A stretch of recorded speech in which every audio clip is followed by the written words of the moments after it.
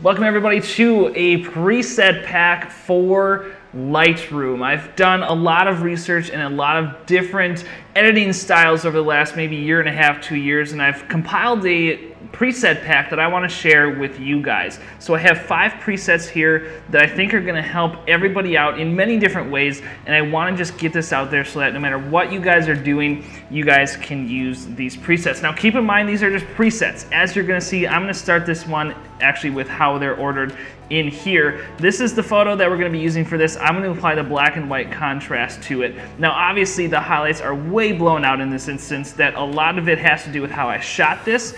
Obviously this is a preset. You can change these settings in Lightroom. Dropping the highlights changes this photo entirely and makes this a beautiful image. The purpose of this preset is to just give you that black and white that has a lot of just good contrast. It's pretty punchy. It gets that good feel to it without necessarily launching the contrast bar all the way up. It's a little bit more customized, and I think that you guys can find this very useful. Next up is going to be the film preset. This is going to be the photo that I'm using today. This is just going to give you that soft, kind of bluish, cool toned preset that you can use on your photos if you want to have that film vibe, like you're producing a feature film to an extent.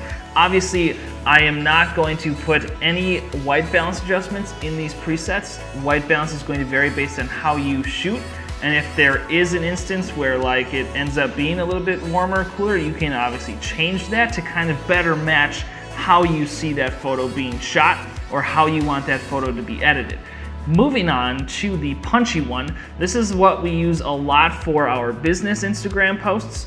This is just kind of that good punch. It kind of reduces the contrast, so as you can see before and after, this grill part was definitely a lot less noticeable. It's sharpened up a little bit, but I think that this is just a really good way to bring a little bit of punch. This was a very colorful shot originally, as you can see. But this, I think, just kind of creates a little bit of a punchiness. It gives a little bit of that clarity, a little bit of the contrast. As you can see from the highlights bars, it just kind of brings everything up, gives a good positive feel to it, and it's just a really good punchy preset. Soft nature, this is one that I want to use for a lot of like my outdoor shots. This is a shot that I took from a wedding venue.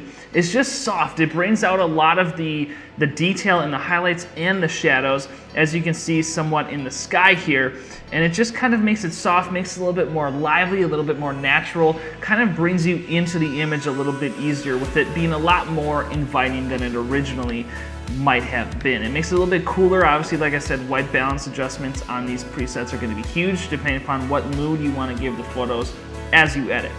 Finally, the teal orange is going to be the final one. This one, who doesn't love their teal orange? I do. This is a preset that gives a little bit of that teal orange, and like I said in all the previous ones, your white balance can really make a big difference as to how this photo ends up becoming.